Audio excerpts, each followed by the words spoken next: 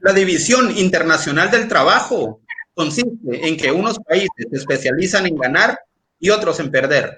Nuestra comarca del mundo, que hoy llamamos América Latina, fue precoz, se especializó en perder. Desde los remotos tiempos en que los europeos del Renacimiento se abalanzaron a través del mar y le hundieron los dientes en la garganta.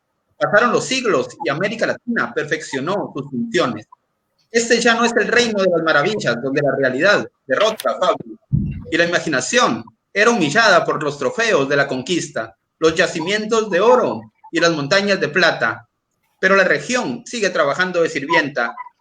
Continúa existiendo el servicio de las necesidades ajenas, como fuente de reserva del petróleo y el hierro, el cobre, la carne, las frutas, el café, las materias primas y los alimentos con destino a los países ricos, que ganan consumiéndolos mucho más de lo que América Latina gana produciéndolos. Por el camino hasta perdimos el derecho de llamarnos americanos, aunque los haitianos y los cubanos ya habían asomado a la historia como pueblos nuevos, un siglo antes que los peregrinos del Mayflower se establecieran en las costas de Plymouth.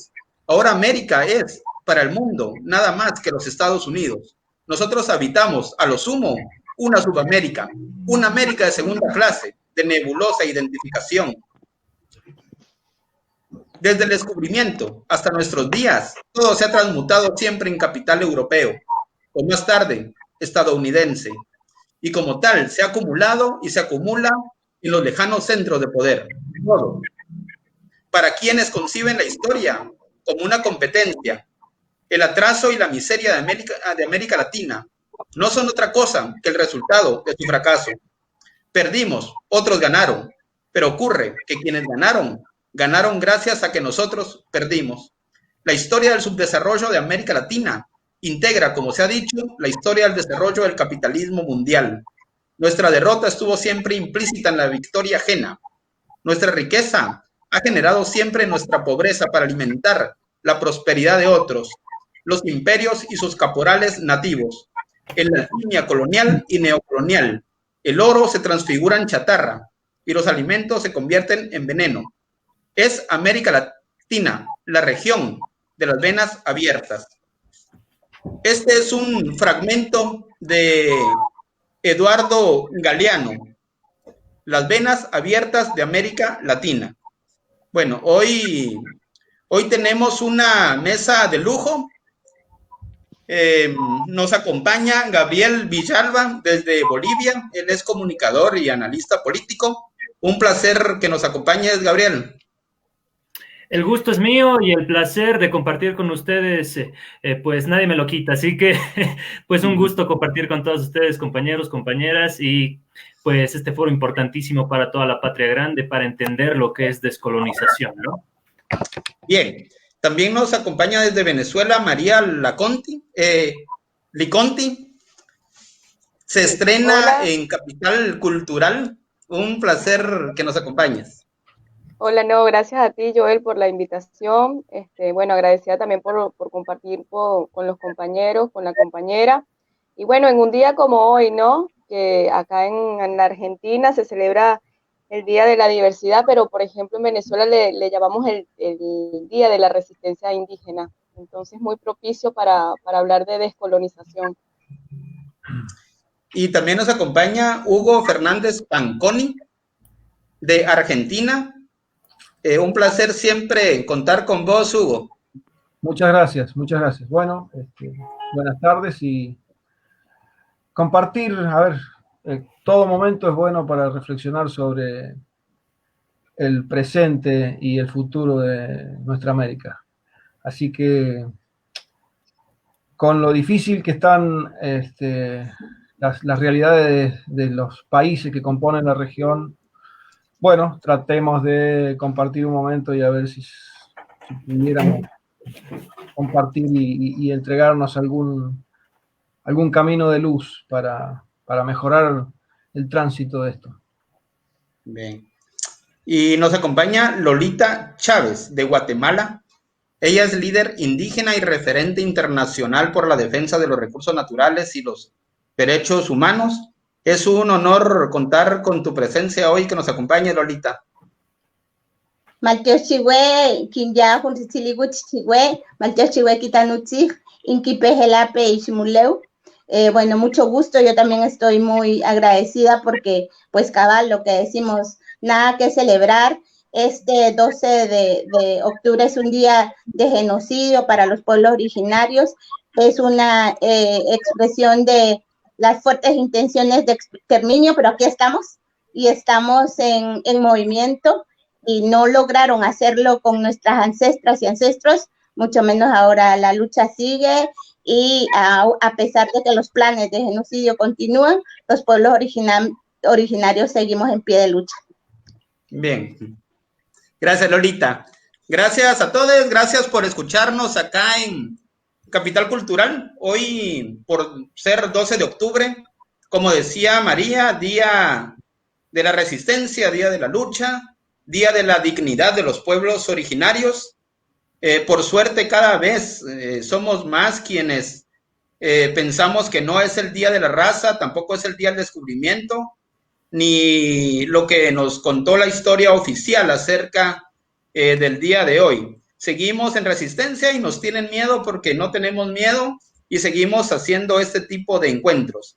Así que, bueno, si quieren vamos a hacer la primera ronda. Como empezamos leyendo un fragmento de Eduardo Galeano, en donde los nuevos colonizadores, que tienen sus mecanismos, fuerzas, ya no son las carabelas, sino que son los tractores, son las nuevas corporaciones transnacionales y hay muchos medios que ahora nos neocolonizan.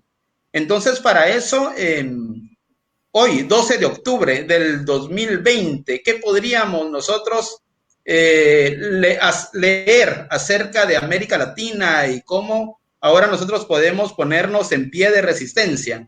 Si querés, comenzamos con vos, María. Bueno, muy interesante además que hayas comenzado con este texto de Galeano, de su libro Las Venas Abiertas de América Latina. Bueno, ya la colonización no es solamente por el territorio, sino también una colonización del pensamiento, diría yo, ¿no? Ya son distintas las maneras a través de las cuales el imperio, ¿no? Trata de apoderarse, ¿no? De irrumpir, en este caso, por ejemplo, en nuestra América Latina, ¿no? Entonces, yo creo que una de las cosas que tenemos que entender, que bueno, los que estamos acá y seguramente muchos compañeros y compañeras lo entienden, es que no podemos olvidar, nada, que fuimos y que seguimos tratando de ser colonizados, ¿no? Y no lo podemos olvidar porque una de las cosas que le interesa al imperio es que los pueblos y que su gente no tenga memoria para poder hacer lo que ellos hacen, que es intervenir, ¿no? De manera como lo han venido haciendo en su momento, en el año 1500, cuando lo hizo Cristóbal Colón, con este mal llamado proceso de conquista, en donde entró en nuestros territorios y hizo de alguna manera transformaciones o quiso y imponernos, ¿no? Estas distintas formas que se fueron dando y que bueno, que uno ciertamente las reconoce, pero ahora también hay que entender que la colonización es la lucha por el poder del territorio, de obtener los recursos naturales que están en nuestros territorios, porque somos una Latinoamérica rica en recursos naturales. Bueno, ahora mismo lo vemos, lo que está pasando en Bolivia con las elecciones, lo estamos viendo, por ejemplo, en mi país, Venezuela, cómo vienen siendo los asedios y esas formas de intervenciones que se vienen dando, de querer tomar nuevamente el poder, de convertirnos nuevamente, o asentar nuevamente esa visión de patios traseros, ¿no? De eso. Y bueno, viste como nos han venido engañando. Yo venía, cuando me invitaste a participar, venía pensando en todas esas terminologías que contribuyen también a este tema de hacernos y vernos colonizados, como por ejemplo llamarnos el continente del tercer mundo, ¿no?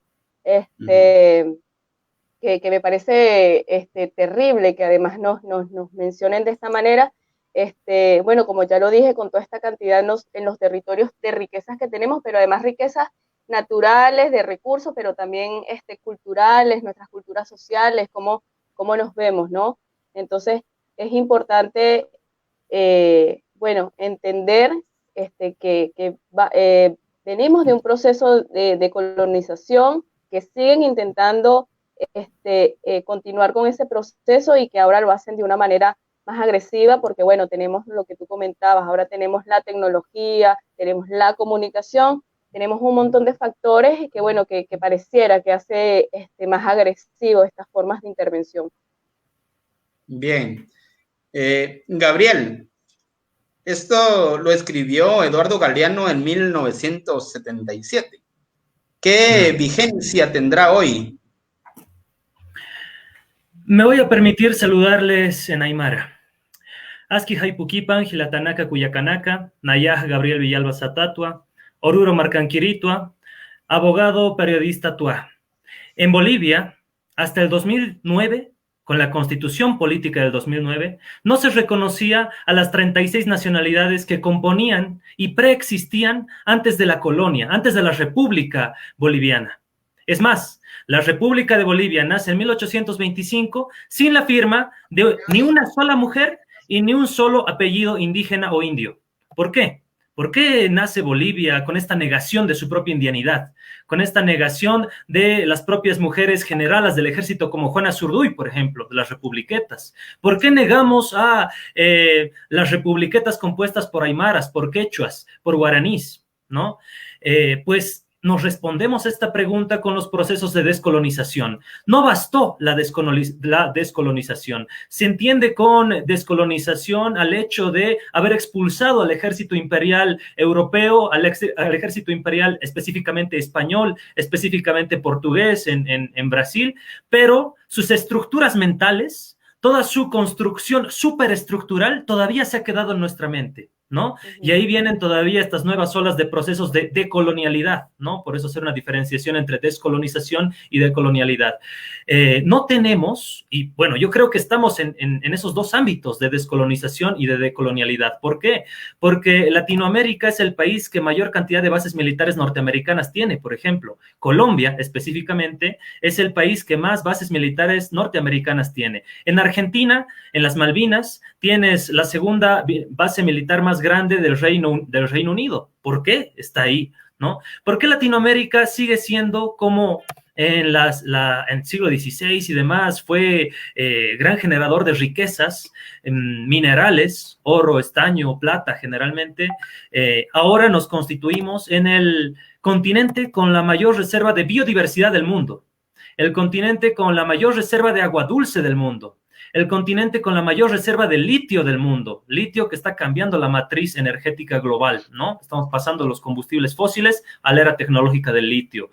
Entonces, tenemos que empezar a repensar nuestra realidad y la de nuestros pueblos a partir de la inclusión. La misma imposición de un Estado republicano, como les decía, un Estado republicano que es, pues, una construcción que es parte del museo de la historia de la ciencia política, porque ahora ya estamos hablando de estados plurinacionales, por ejemplo, en Ecuador, en Bolivia, que reconocen a todas esas naciones y pueblos preexistentes a la época republicana y época colonial y precolonial, ¿no?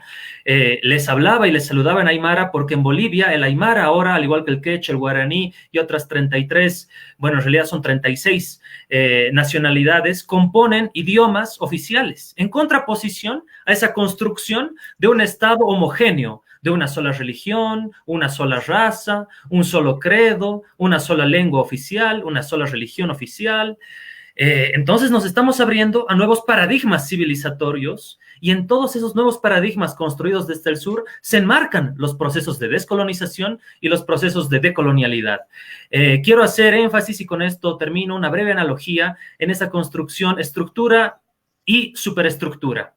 Para mí, Venezuela, exceso de superestructura, ha trabajado enormemente en cambiar esa mentalidad, pero se ha olvidado de la estructura, ¿no? El andamiaje económico, más aún con la guerra económica financiera declarada abiertamente por Estados Unidos. Bolivia, mi país, al revés, exceso de estructura, nos hemos dedicado y hemos machacado en la economía, la nacionalización, la diversificación económica y demás, y nos hemos olvidado de la superestructura, educación, cultura, y pues nuestros procesos por eso no avanzan, ¿no? Por eso no podemos pensar en una Latinoamérica unida. En determinado momento, cuando existía una coincidencia ideológica y se pensaba generar la moneda común del sur, que se iba a denominar el sucre, Brasil decide hacerse a un lado y darle mayor prioridad a los BRICS, por ejemplo, ¿no? Por sobre un proyecto de integración regional económico y no solamente político.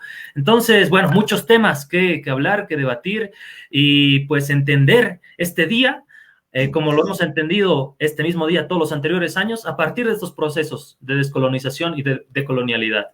Simplemente eso y nuevamente un placer, un gusto compartir con ustedes. Bien, Gabo. Se habla de que vino con la espada y la cruz el imperio español genovés, ¿no?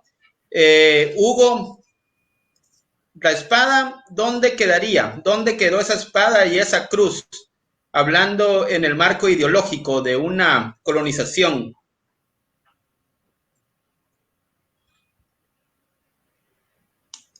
No te escucho. Ahí. Ahí. Decía la preguntita que me tiraste. Ah, no se escuchó. Sí. Ahí está, bien. Sí, digo. Estaba haciendo una valoración de eso, pero yo quisiera, de alguna manera, no sé si te puedo contestar semejante interrogante, pero en la celebración de esto, no, primero decir Jayaya Bolivia y Jayaya todos los pueblos originarios de América del Sur.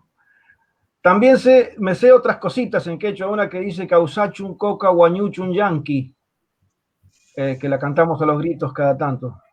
Quiere decir mandar lejos a los yanquis. Respecto de la pregunta de lo puntual y de las cuestiones que revuelve las visiones que se entrechocan a veces respecto de la fecha del 12 de octubre, yo les voy a, con todo el respeto que pueda, solicitarles, decirles que yo, de alguna manera, no puedo condenar el día. No puedo salir a celebrar nada de lo trágico que trajo la conquista española, por supuesto. Pero no quisiera caer en ese simplismo de la condena de un evento histórico que nos ha determinado a todos los que estamos en esta reunión y a todos los que habitamos el continente y el mundo. De alguna manera, porque me parece que aunque fue con la espada y la cruz y tantas cosas que aprendimos de la lectura de Galeano, tantas cosas que nos revolvieron las tripas mientras leíamos eso, recuerdo aquello del requerimiento, leerles un evangelio a naturales del lugar que no entendían el idioma y pedirles que adhirieran a un Dios que no conocían. Está toda esa barbaridad, pero también, de alguna manera, está todo el otro esfuerzo que han hecho, tanto parte de los que vinieron como gran parte de los que estaban acá.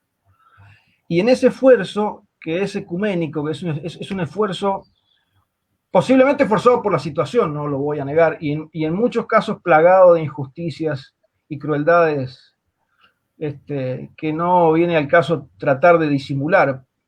Pero lo que me preocupa es que mientras sigamos haciendo un hincapié tan marcado en esa situación, los que estamos actualmente en este punto de la historia, en este lugar del mundo, encontremos tan fácilmente situaciones para la división.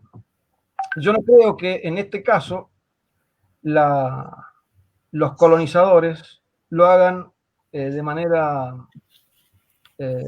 ingenua. Creo que las vertientes de ir en contra de lo español, por ejemplo,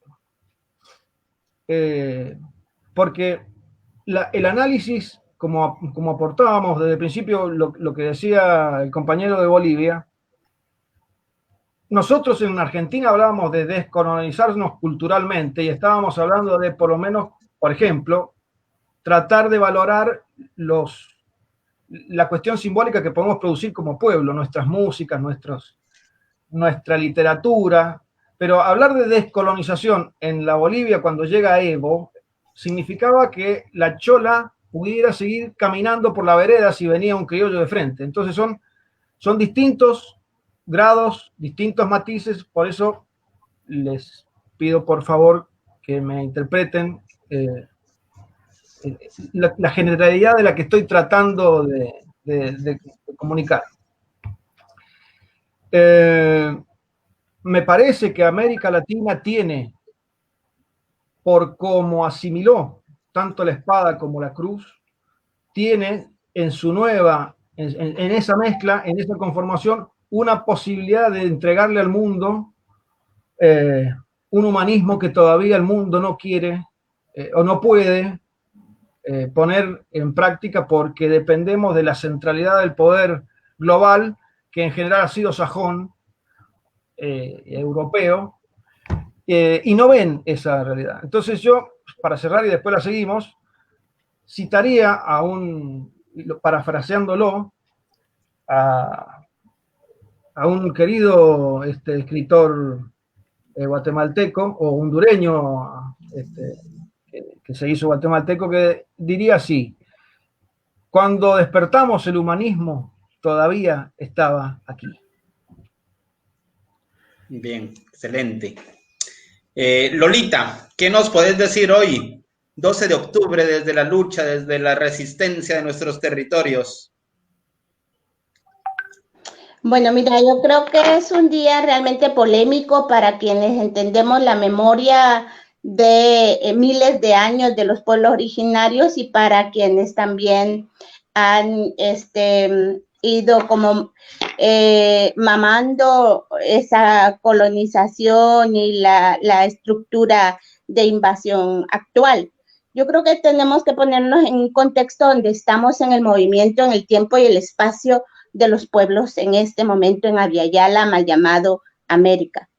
Y ahí yo quiero enfatizar mi participación toda vez que desde que se le llama América, en cuanto los pueblos hemos reivindicado su nombre originario desde la Tierra Viva y que lo reivindicamos en las cumbres que hemos tenido de los pueblos originarios y de las nacionalidades que hemos persistido a pesar de las expresiones de genocidio. Yo creo que ahí hay un compromiso muy fuerte, hay un compromiso de en principio reconocer lo que pasó, porque la colonización, denunciar las expresiones de genocidio desde ese legado del tiempo y de la historia y de los momentos es para, por ejemplo, el pueblo maya muy importante, porque no olvidamos, reconocer esa memoria de las ancestras y ancestros es importantísimo, porque si la perdemos empezamos a tener esas expresiones de la supremacía europea, de no decir nada contra los yanquis y todas esas expresiones de invasión.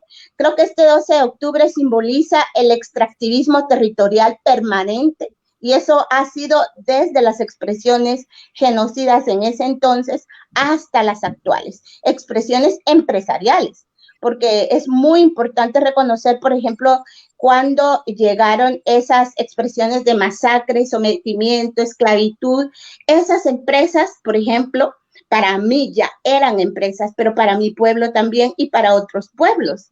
O sea, no fue ni un encuentro, ni una expresión de intercambio cultural, no.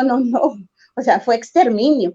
Y esas empresas eran españolas, inglesas, francesas, todas esas expresiones que estaban en ese momento en aquellos territorios, en estos territorios, llegaron como empresas. Yo me acuerdo que se consolidan las fronteras de la América española, porque así le llamaban, Por ello, para muchas expresiones de invasión, hablan de hispanidad, por ejemplo, y Francia, por ejemplo, no afirma que hubo invasión, porque para Francia hay expresiones que dice Francia que ya era la América española, o sea, ya era la España viva.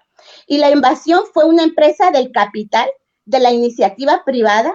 En ese entonces los invasores firmaban una capitulación con la corona.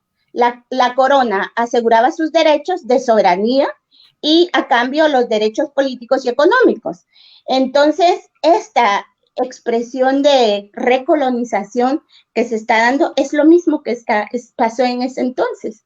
Entonces, solo que ahora la actual expresión de genocidio, de exterminio, de despojo, saqueo, muerte y destrucción es la operación mal llamado desarrollo, que es genocidio.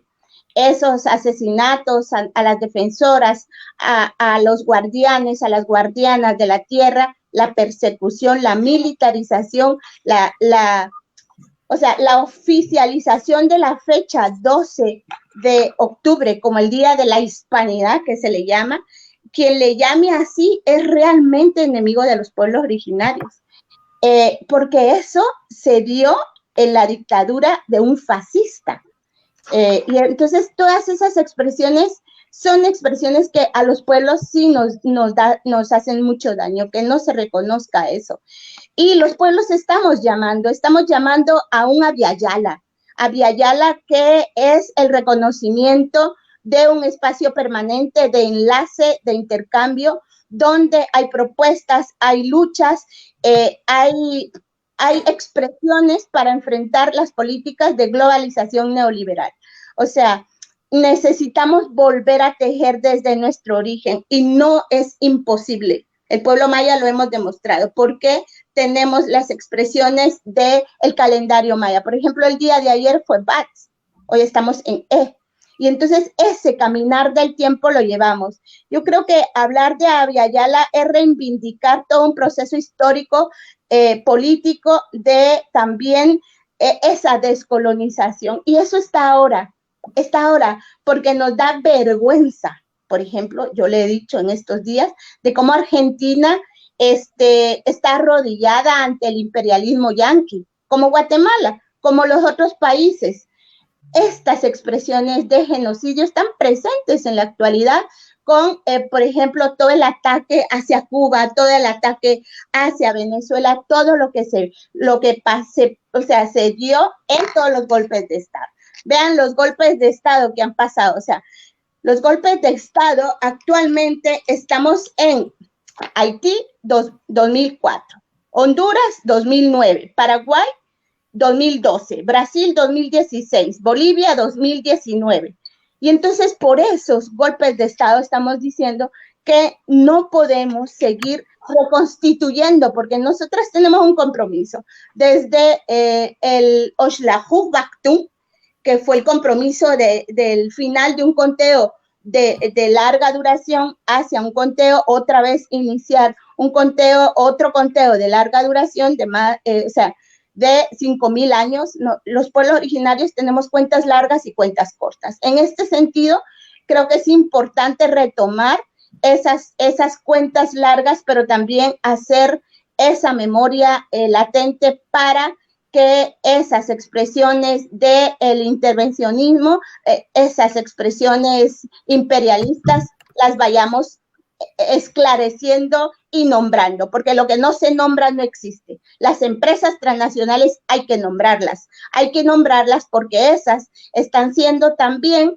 todas esas expresiones de las generaciones de Europa que han ido llegando a nuestros territorios. Entonces tenemos, en mi compromiso antiimperialista, en mi compromiso antirracista y anticolonial, no me da vergüenza, no me da pena decir que el camino que llevamos, porque mi pueblo así me lo ha enseñado. Mi pueblo es rebelde, el pueblo quiché es muy rebelde y decimos las expresiones de cara. Creo que ahí es importante poner la cara y no ser ambiguos o ambiguas. La ambigüedad mata.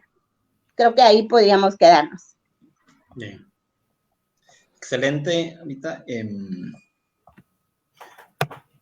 Bueno, sí, ya para la segunda ronda, el convencimiento y el consentimiento, o sea, en esa superestructura donde está el Estado, está la iglesia, están los medios de comunicación, pero también está la escuela, está la educación formal y la historia oficial que nos contaron.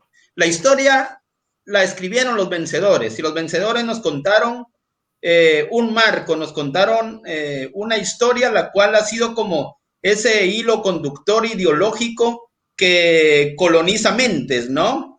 Entonces, la pregunta para entroncar con María Liconti, de Venezuela, la educación. ¿Qué pasa con la educación? O sea, a vos me imagino que también te dieron algún tipo de textos, también te dieron algún tipo de libros dentro de los marcos de educación, y cómo sería el desafío para nosotros enfrentar esa historia oficial.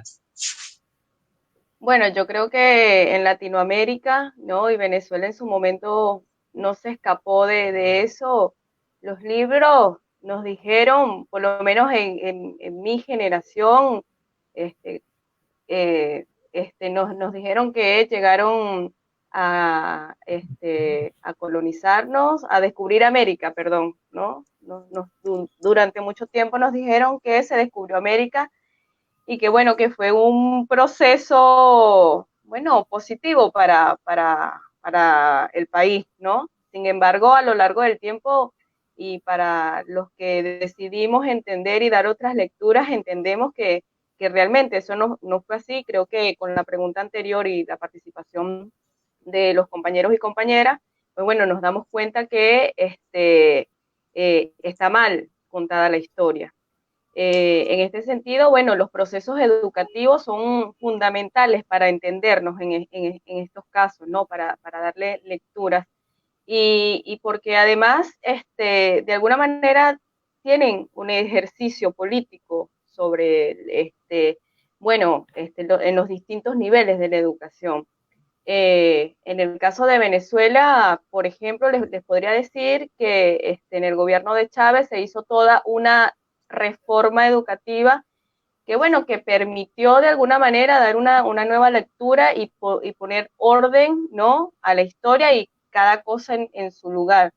Entonces, en este sentido, la educación es fundamental para montar estos procesos de descolonización de los que nosotros venimos. Nosotros sabemos que además, bueno, la educación, los procesos culturales, todo, son procesos que influyen en nuestro pensar colectivo, en nuestro pensar social, porque además a partir de estos espacios se crean imaginarios, ¿no?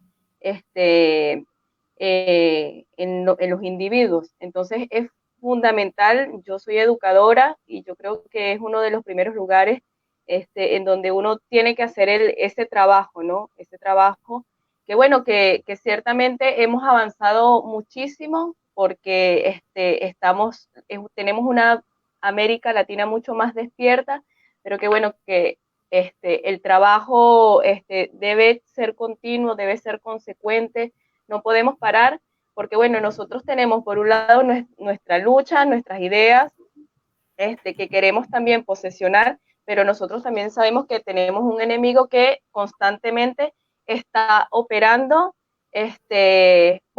en contra de lo que son de nuestros ideales y de los ideales que queremos poner en valor, ¿no?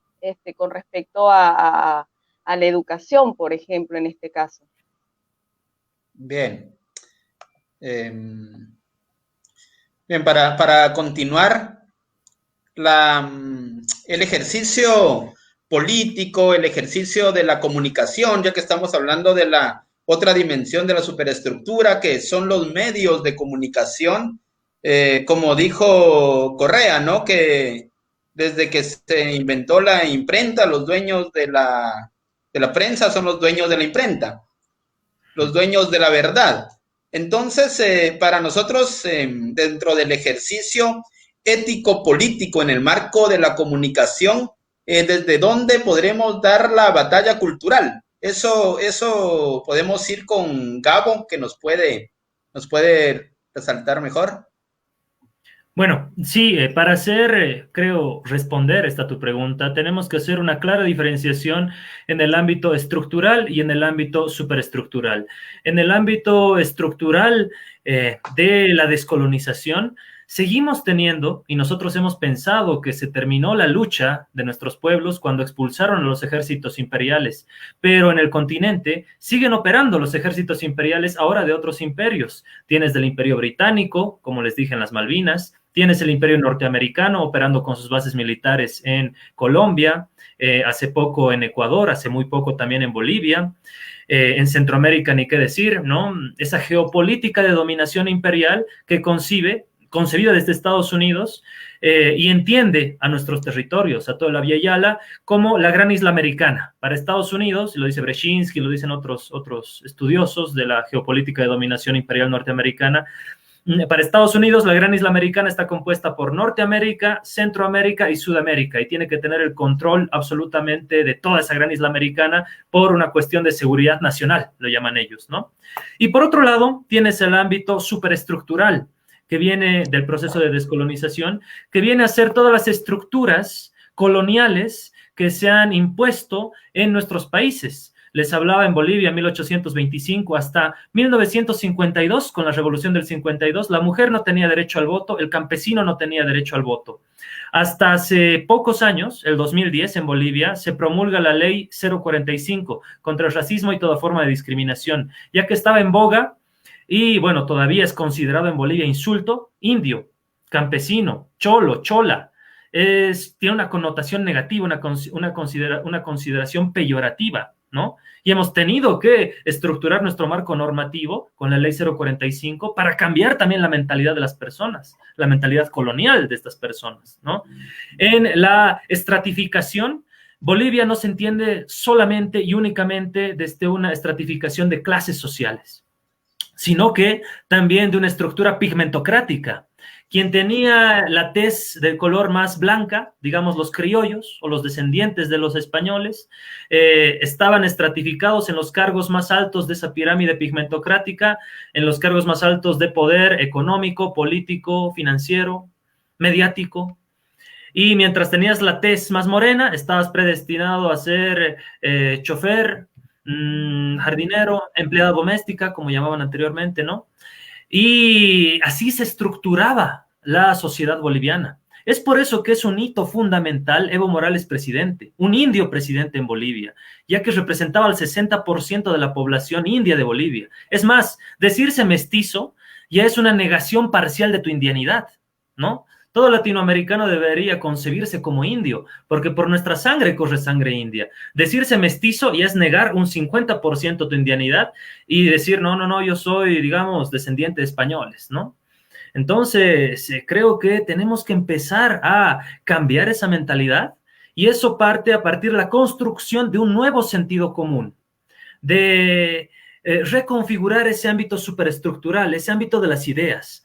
Y pues ante ello, actores fundamentales como las organizaciones sociales, los líderes políticos, líderes sindicales, pero fundamentalmente también los medios de comunicación.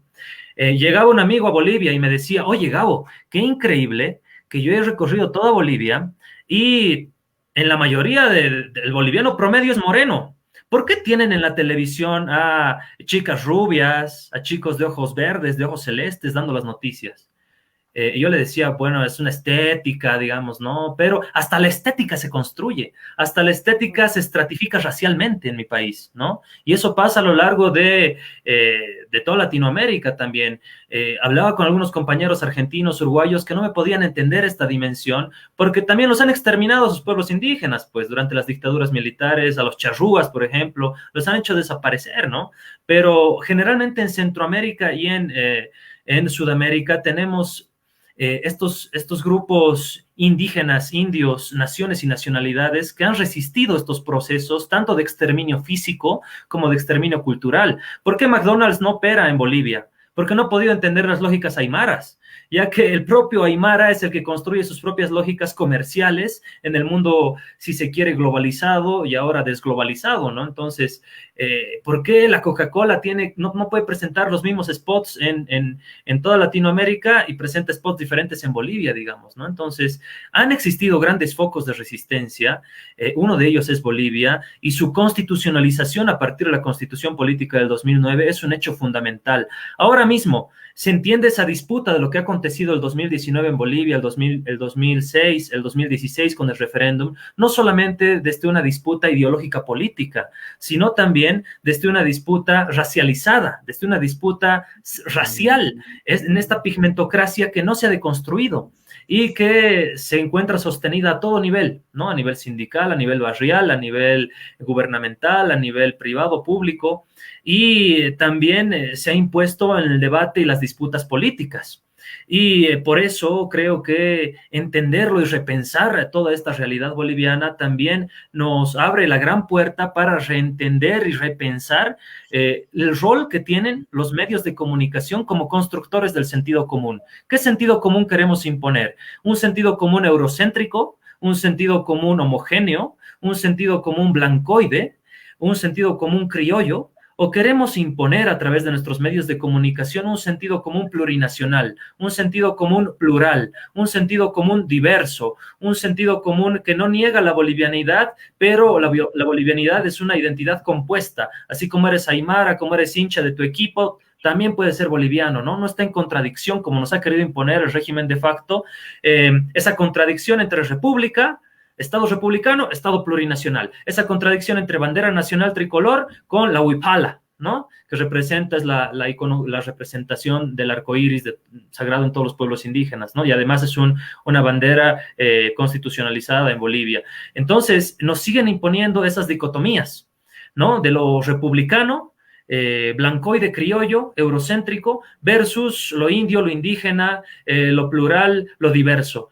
Y creo que se puede entender la realidad latinoamericana y la realidad boliviana a partir de multilemas y no de este único dilema que nos ponen, ¿no? Bien.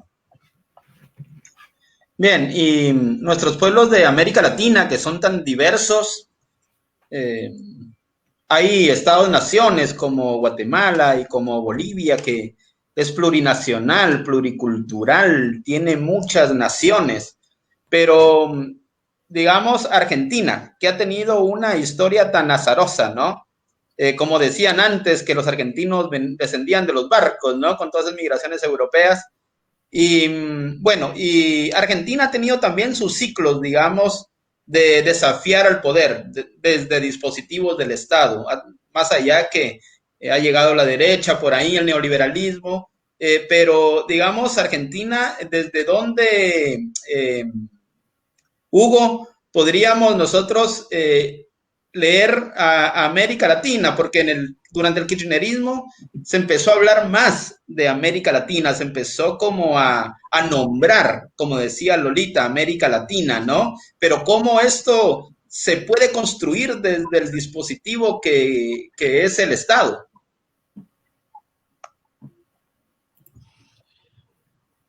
Bueno, yo haría un esfuerzo por tratar de discernir entre las fuerzas del Estado que son conducidas por los diversos gobiernos y los pueblos. Posiblemente la población argentina sea, como decía Gabriel,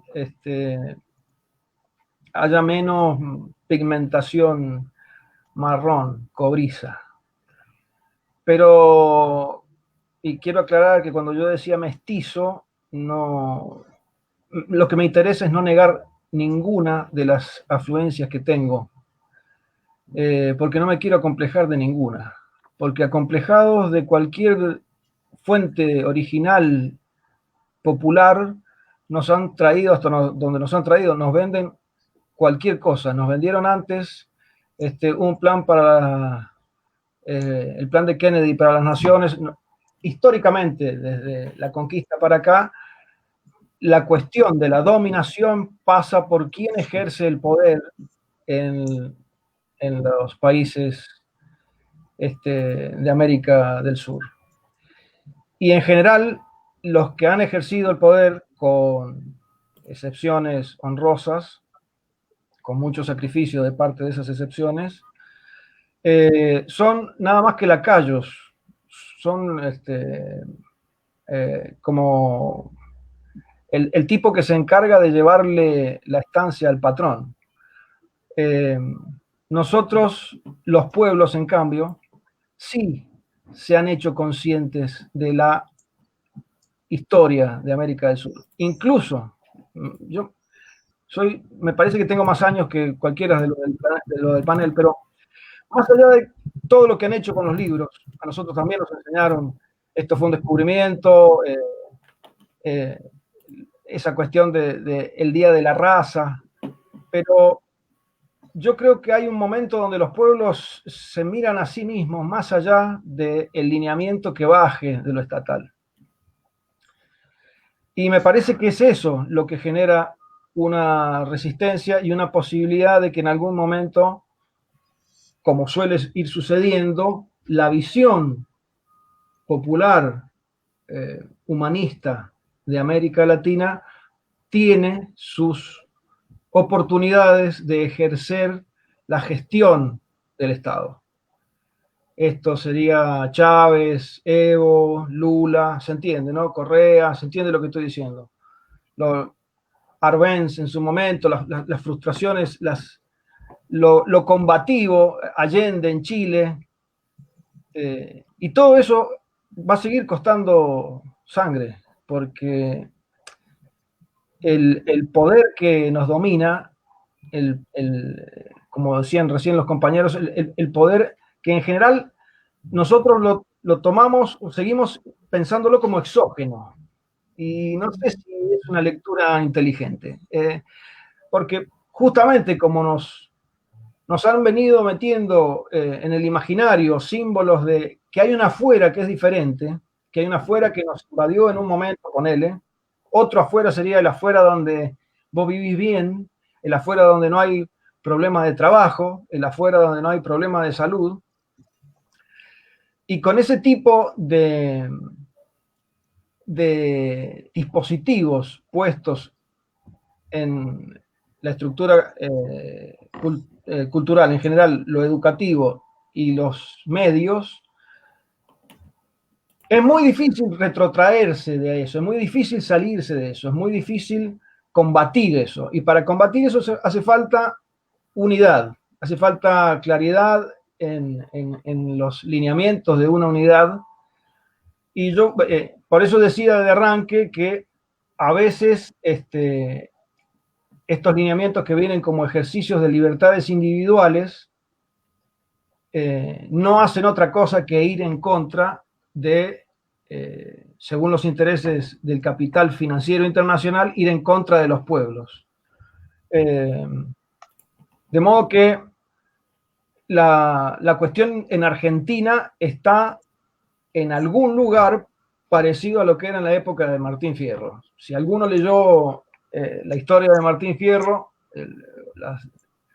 la saga de un gaucho que termina refugiándose en la primera parte del libro con la indiada, porque lo que es Argentina, lo que es el Estado, siente que lo expulsa, lo meten obligado al ejército, lo mandan a la zona de fronteras con el indio, y después el tipo es un desertor y después termina en esa parte viviendo en las tolderías de los indios. La composición de ese libro tiene en el diseño del Estado argentino cosas que siguen verificándose hoy. La justicia, por ejemplo. La estructura de la justicia, que es uno de los poderes que determina cómo se administra el Estado, si uno juzga con la excepcionalidad de aquello del juicio de las juntas en ese momento que no podían defenderse, juzga cómo se ha venido comportando la justicia en mi querido país, no puede dejar de evocar aquella historia del juez de paz del libro de Hernández y aquella otra recomendación que daba otro personaje nuestro, que era muy antipopular, respecto, Sarmiento, en su libro de Facundo, respecto de que el juez no se encargaba de administrar justicia, sino de determinar un castigo ejemplar. Así que no importaba si el juez se equivocaba, si era justo o no, importaba que fuera ejemplificador el castigo. Entonces, de alguna manera, estos 500 años, más de 500 años que tenemos, han modificado en lo que es cultural, en lo que es el color, han modificado el mundo, han producido un continente riquísimo en lo cultural, pero desde el punto de vista de la administración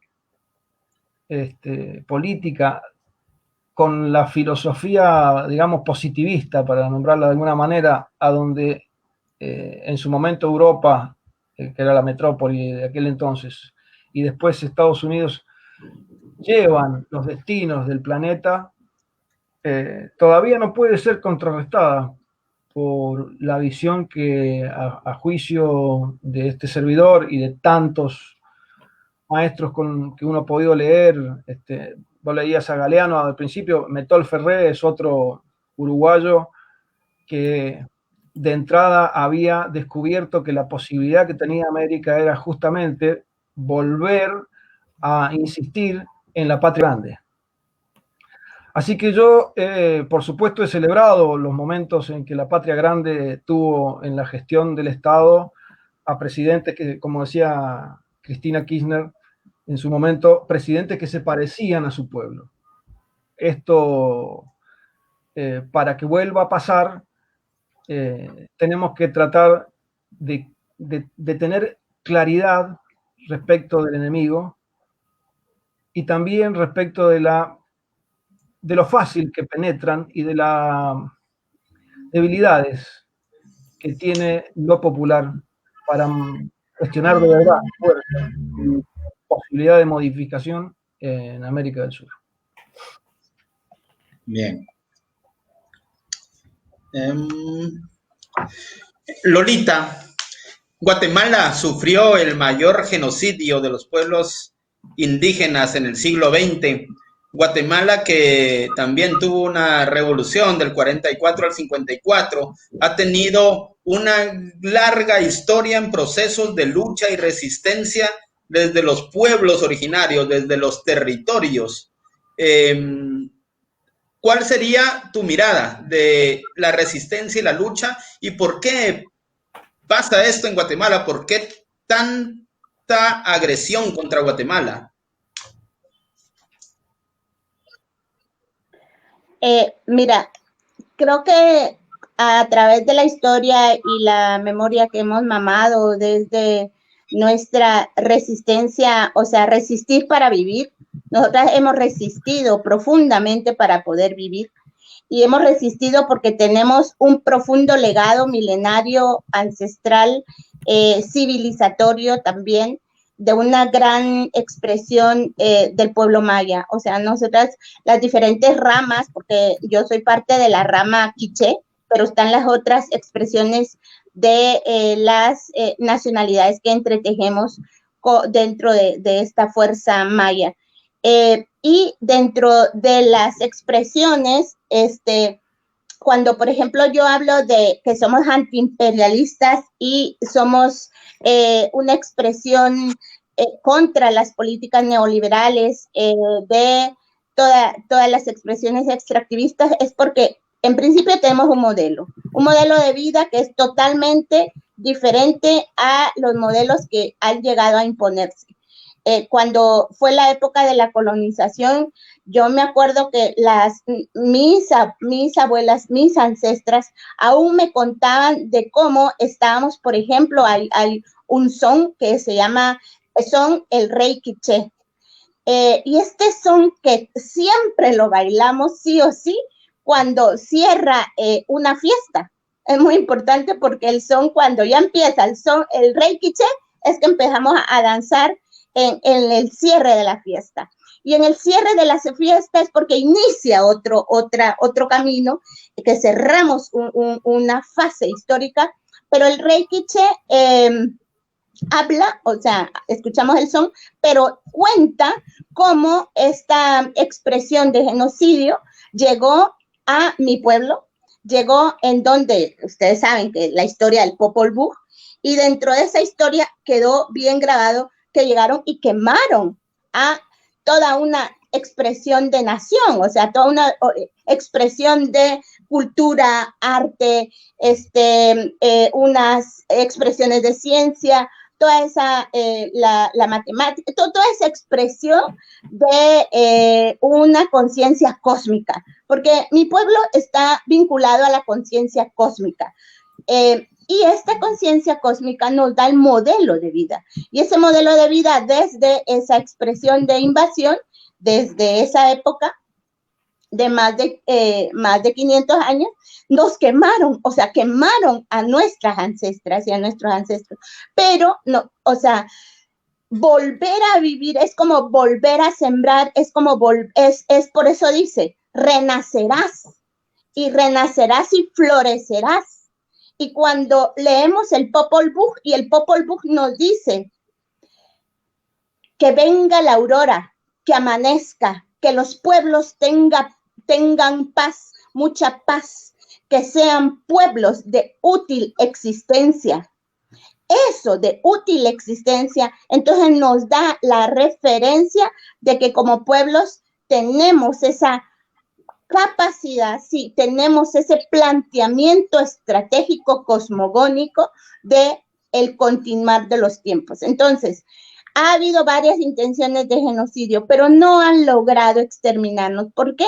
Porque esa conciencia cósmica prevalece. Entonces fue la época de la colonización, después vino la época de la guerra también, o sea, toda esa situación, por ejemplo, de la guerra, el genocidio, ahora está bien marcado, un genocidio maya, uno de los referentes, Efraín Ríos Montt, pero hay otros. Uno de los otros referentes es el Otto Pérez Molina, que quiso entrar 2 veces a mi pueblo, y por eso es que ahora me nombran terrorista, porque no, mi pueblo dijo, no, aquí en la casa de las ancestras y ancestros, en Gumarcá, no entra un genocida, no entra. Se puede llamar por el Estado de Guatemala un Estado racista, se le puede llamar que es presidente, porque Otto Pérez Molina, en ese entonces, de cuando celebramos el Oxlajuj Baktum, que es lo que ya mencionaba del compromiso de la reconstitución de nuestro ser mayab, como decir muy bien, hubo un tiempo, no tiempo, estuvimos en el tiempo, no tiempo, y fue eso de la colonización, pero estamos en la reconstitución de nuestro ser mayab.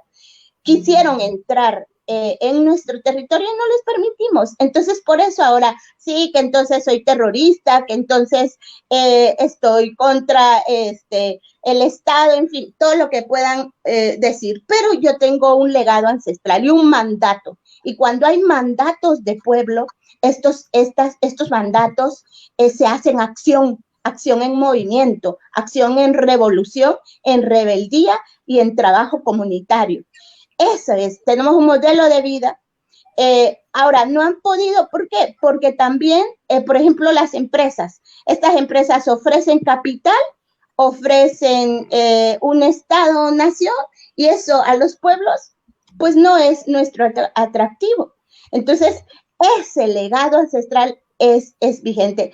Eso es una herencia que puede ser una oportunidad para la humanidad. En principio, para darle un planteamiento diferente a lo que está pasando ahora con la situación de lo que están llamando de el calentamiento global, o todas esas expresiones que están desafiando, o sea, la naturaleza está desafiando a la humanidad, y los pueblos tenemos modelos de vida, y tienen que escucharnos, porque los pueblos sabemos cuando tenemos esos modelos de vida que son inspiradores, no solo para ese legado del mismo pueblo, sino para otros pueblos y para otras generaciones. Entonces, nosotras somos inspiración para otras generaciones, no solo para mi pueblo. Es impresionante cómo esa rebeldía se convierte en acción, pero en acción de acciones concretas, movimientos concretos.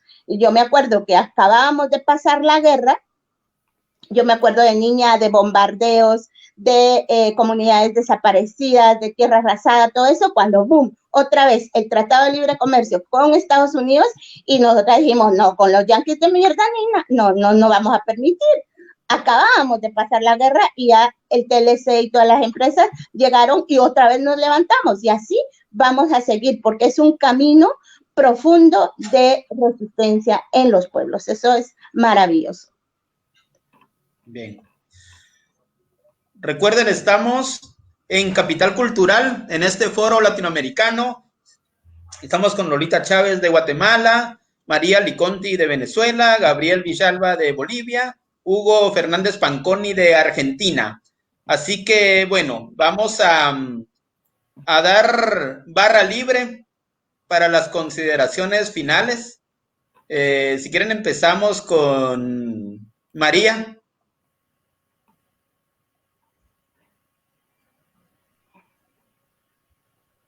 Bueno, interesante escuchar a los compañeros y la compañera, porque bueno, también son como distintas lecturas desde el lugar donde nos encontramos, ¿no? Sin embargo, yo creo que también tenemos muchos puntos en común, ¿no? Y es que, bueno, de algunas maneras todos nuestros territorios han vivido procesos de colonización y ahora vivimos procesos de descolonización.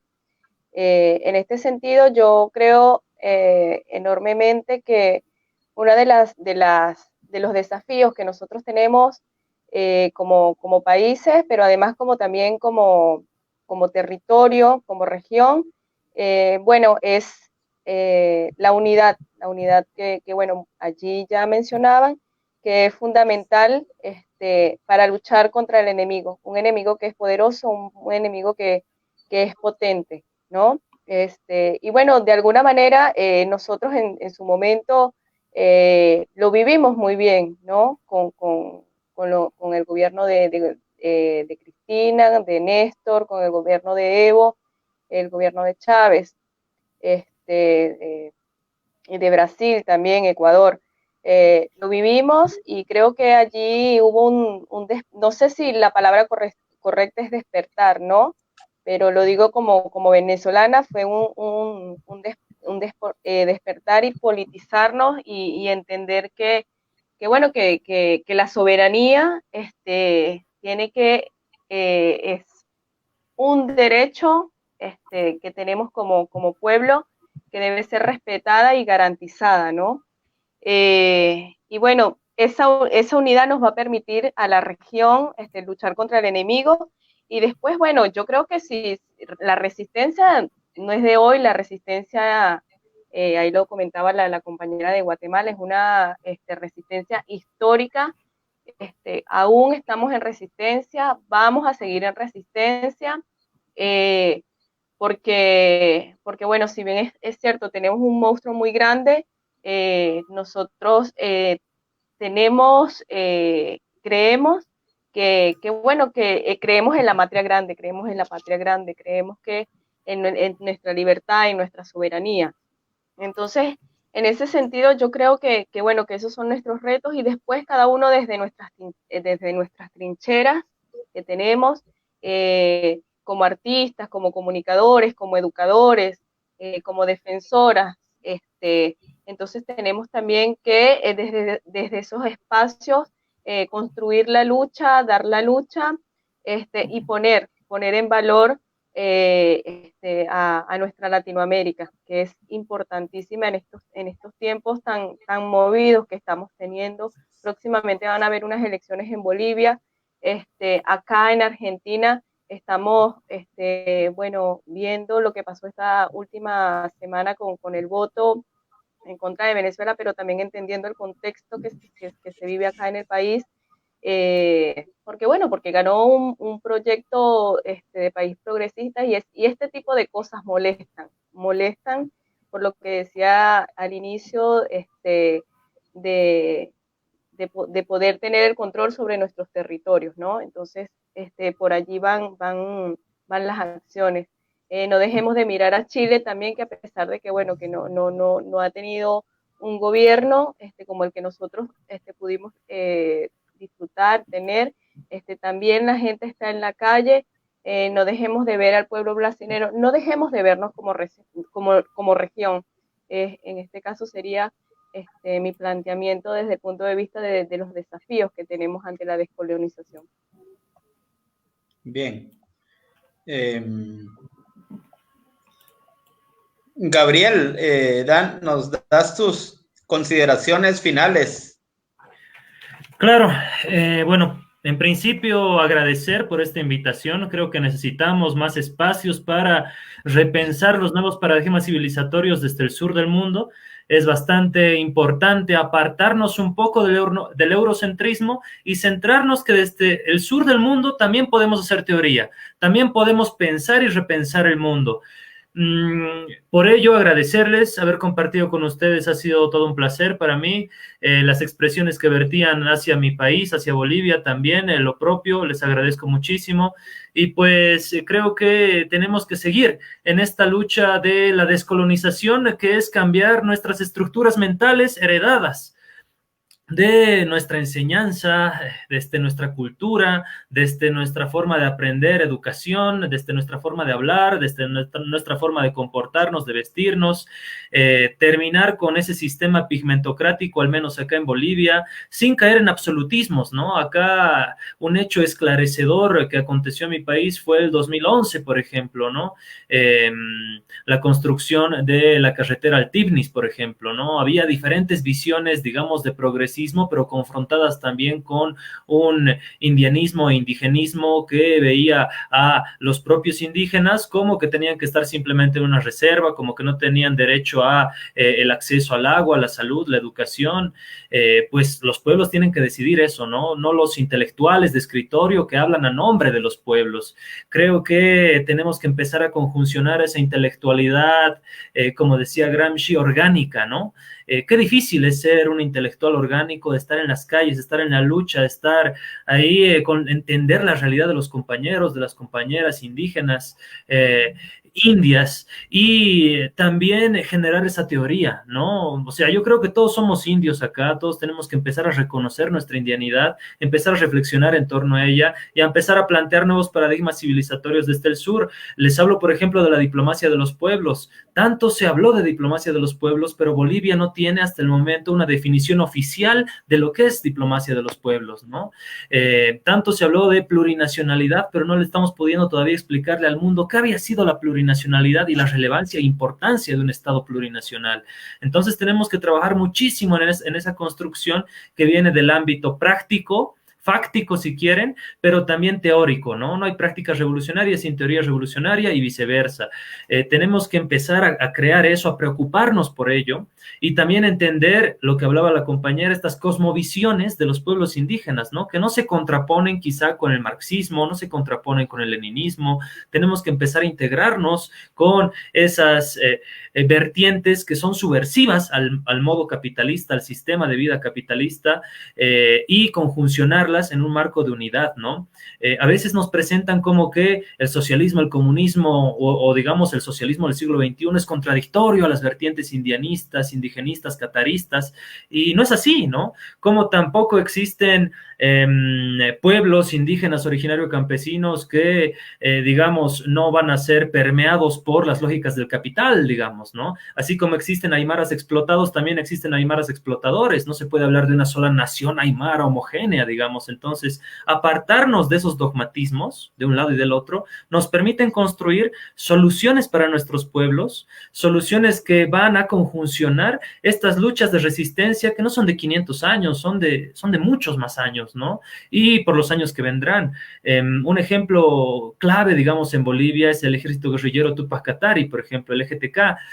¿Cómo se ha podido conjuncionar esa vertiente guevarista, socialista, comunista, con con la vertiente catarista, indianista más fuerte, ¿no? Entonces existió una determinada articulación en Bolivia de esa vertiente, más con la historia que tenemos acá, el pacto militar campesino, por ejemplo, y los diferentes sistemas de pongueaje que existían en Bolivia. Bueno, es toda una estructura gigante que hay que entenderla y empezar a repensarlo en el marco de la unidad y en el marco de que si bien el capitalismo nos transversaliza a todos, ¿no? Nos transversaliza a pueblos indígenas, a pueblos no indígenas, y ante ello tenemos que pararnos, pensar, repensar, incluir todas las visiones y pues plantearnos una lucha frontal contra el enemigo único que es el imperialismo en todas sus formas y a lo largo de toda la historia, ¿no? Del imperialismo español, pasamos al imperialismo británico, posteriormente al francés, posteriormente al norteamericano, y siguen los imperios, digamos, manipulando los destinos de nuestra patria grande. Entonces, pues repensar ello es fundamental desde el marco de la geopolítica, desde el marco de la descolonización que implica todo esto que ya hemos hablado, y desde el marco de pensar nuevas formas para superar un sistema caduco que es el neoliberal, un sistema caduco que es el capitalismo, a partir de la experiencia de nuestros pueblos, ¿no? Y también de nuestros gobiernos progresistas. Así que, pues simplemente eso, agradecerles nuevamente. Bien. Estamos en Capital Cultural. Recuerden seguirnos acá, que estaremos siempre tocando temas que no en cualquier lugar se tocan. Hugo, tus consideraciones finales libremente?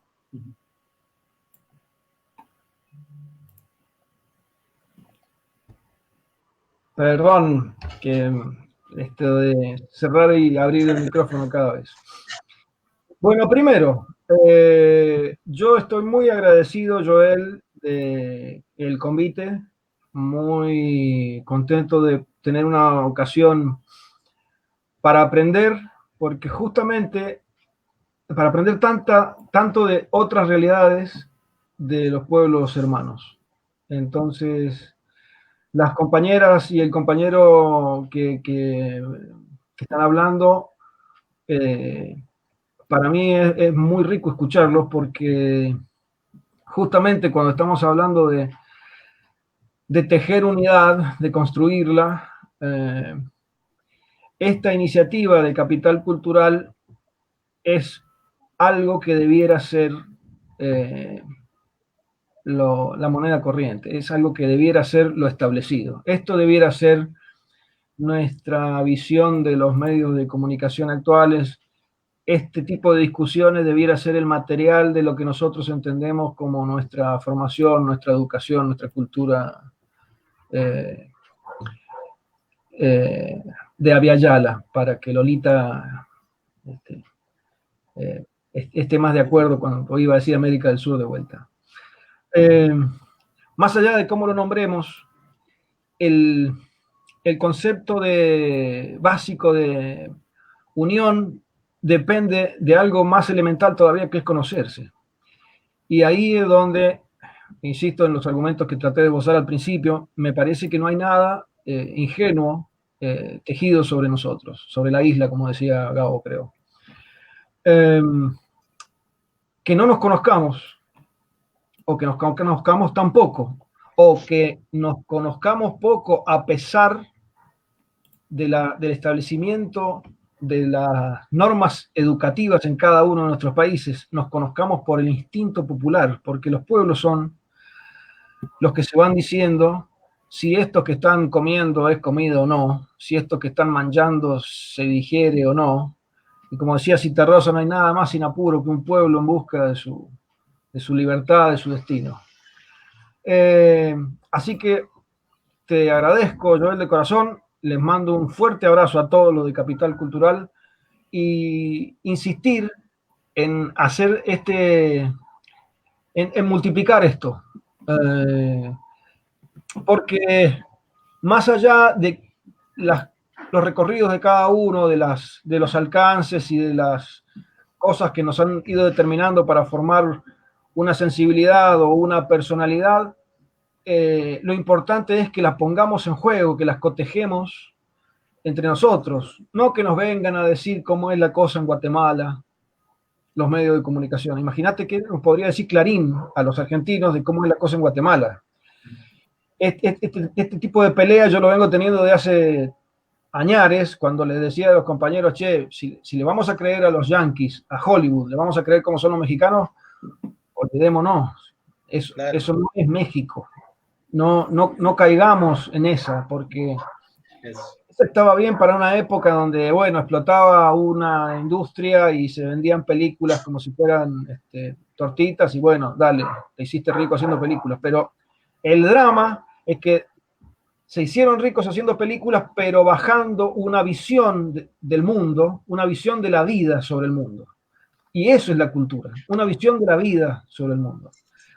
Entonces, sería muy bueno que cada uno de los pueblos originarios de América o de la Via Yala aportara esa visión y nos las aportara a nosotros, no enterados apenas gracias a los libros de Galeano, sino generar un dispositivo, generar una estructura, un lugar donde los conocimientos de nuestros pueblos pudieran circular y pudiéramos cotejarlo. Esto no quiere decir romantizarlo y decir, ah, qué bueno, esto viene de tal cosa, sino cotejarlos, es decir, esto sirve, esto me parece que no, esto no lo entiendo, esto no sé cómo se come. Eso es lo que necesitamos generar, porque si no, las declamaciones en las que solemos caer, porque todo el mundo tiene la misma intención, queremos un mundo de paz, queremos una naturaleza con la que convivir, se nos vuelven declamaciones en la boca porque no podemos generar una mínima estrategia que cuente con nuestra acción, con nuestra participación. Entonces estamos condenados a participar en los formatos establecidos. Pues bien, cosas tan revulsivas como el Evo presidente, y a propósito, ojalá que ganen más de vuelta en estas elecciones, cosas tan revulsivas como esa han necesitado de una estrategia concreta que dialogue con el enemigo, que lo contraste, que lo escuche, que lo entienda, para poder de alguna manera, en algún lugar, derrotarlo. De modo que cuenten conmigo para en lo que pueda participar de esto, y no dejen a los chicos de Capital Cultural, les digo, no dejen de insistir con esto. Hay otra plataforma que creo que se llama Trama al Sur, no sé si la conocen, si no los voy a poner en contacto para que de ahí también están generando conocimientos y visiones de distintos lugares de América del Sur, de la Via Yala, para que te podamos compartir. No tenemos otro camino a la vista, no hay, a no ser que esta realidad que vivimos ahora de pandemia pusiera muy de cabeza al mundo. Más o menos lo va a dejar equilibrado en otro lugar, pero más o menos con las relaciones de poder que estaban. Una consideración final respecto del 12 de octubre. Creo que lo que AMLO le está pidiendo a López Obrador de México, institucionalmente le está pidiendo a la Iglesia, al Papa y al Estado mexicano, es una disculpa institucional a los pueblos originarios de México. Y yo creo que eso es algo, además de necesario, algo inteligente, en el sentido de pararnos en un lugar de, no sé si como dice Gabo, somos todos indios, porque negar la diversidad tampoco nos va a funcionar como estrategia. Nosotros somos esto que somos, en mi visión, otra vez se la transmito con respeto. Nosotros somos este producto de la mezcla, llámesele criollaje en distintos lugares, la palabra significa otra cosa, mestizaje, pero estamos parados con los pies. Nosotros nacimos, hemos habitado este lugar, nos han dicho que era así y hemos descubierto en el respirarlo, que no, que era de otra manera. En el respirarlo, las otras maneras que descubrimos es que los cerrados de las categorías europeas no van con nosotros, o no nos explican del todo. Nos pueden condenar a una noción de cómo es el triángulo, pero no nos van a explicar cómo nosotros vemos o trazamos, o no, un triángulo de 4, cada vez que lo necesitemos, en esta maravillosa tundra, selva, vital y salvaje que es nuestra América. Un abrazo a todos, muchísimas gracias. Excelente. Bueno, ahora, Lolita, el micrófono es tuyo, abierto para toda América Latina. ¿Qué nos tenés que decir? Bueno, yo cerrar saludando a los pueblos originarios, la memoria, la historia, la sangre, el vientre y la vida de quienes estamos en pie de lucha, de quienes hemos resistido. Decirles a también las expresiones plurales y diversas que están ahorita presentes en esta misma expresión donde estamos, el que Hugo reconozca, llamar a Abya-Yala, ya dimos un pasito. O sea, nosotras, como decimos, le tenemos que arrebatar a los seres, al imperialismo, a los europeos de mierda que se creen los superiores, los superhéroes, los descubridores del mundo, pero son la expresión de genocidio más asquerosa existente, aún latente en la vida de Abya-Yala. Entonces, el que Hugo haya empezado a nombrar, que le cueste porque todavía mete América Latina y luego dice, no, respetando a Lolita, o sea, Hugo, en buena onda, no por mí, porque existimos todos los pueblos originarios, más de 816, más o menos, pero solo en tu territorio, en el mal llamado Argentina, podríamos estar hablando de más de 34 pueblos originarios que no se han reconocido y que la Argentina de ahora ha sido muy racista.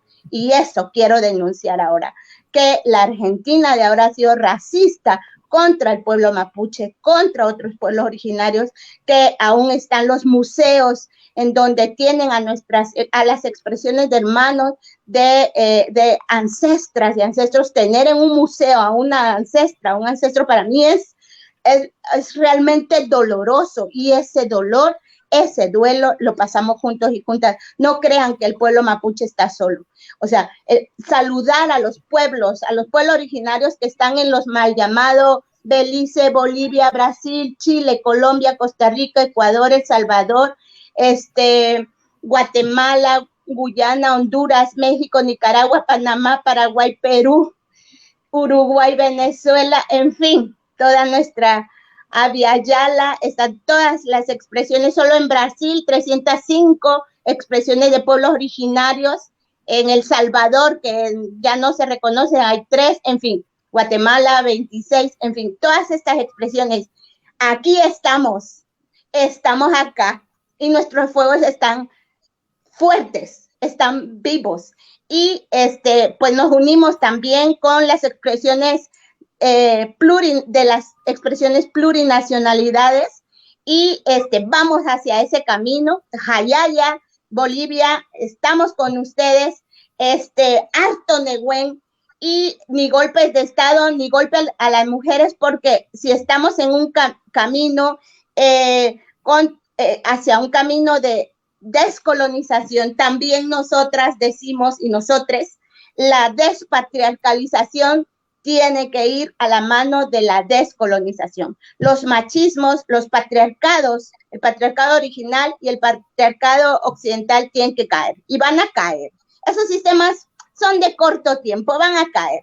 Pero eso sí, decirles que los pueblos originarios necesitamos que esos estados impuestos racistas lleven a sus empresas a otro lado. O sea, no queremos a las empresas extractivas transnacionales, y eso sería el reconocimiento, el respeto a nuestro modelo de vida, que las empresas europeas, canadienses, empresas de Estados Unidos, el armamento, los militares se lo lleven y vamos a seguir. Sépanlo muy clarito que vamos a seguir luchando contra los imperialismos. Así de claro, no les tenemos miedo. Gracias por este espacio, gracias por esta lucha, porque volver a tejer nuestra tierra viva con nuestro propio nombre va ligado a la reconstitución de nuestros territorios. Ahí estamos. Hayaya. Maltios chiwe, chitanutzig, oko, y kikoji chukap, jelape, pelicaslemal, kikoji chucape y shumuleu. En el mal llamado Guatemala, que para los pueblos originarios es Ishim Uleu. Hugo, te lo dejo de tareita. Gracias, la verdad, muy interesante todo. En encuentros como estos es como nosotros conocemos las otras miradas.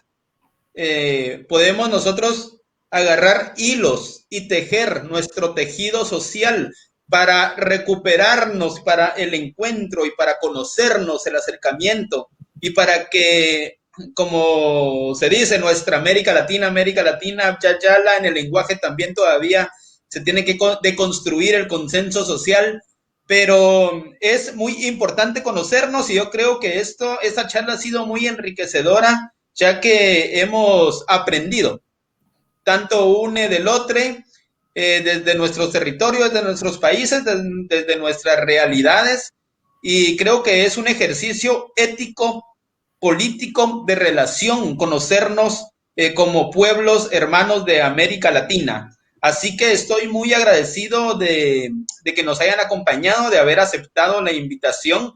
Fue 1 hora y media que no sentí el tiempo, incluso faltó, hasta podríamos hacer una segunda parte de este encuentro, pero bueno, en esta nueva normalidad en donde los dispositivos que nos quedan son estos, como un programa alternativo en internet para tener acceso a otra palabra, a otro tipo de discusiones, es de aprovechar y rescatarlo, ya que los medios hegemónicos y los grandes medios no nos dan el acceso para tener este tipo de discusiones. La comunicación popular, la comunicación de la otra realidad, de la otra mirada, solo se puede hacer en red. No hay otra forma de hacer comunicación popular si no es en red.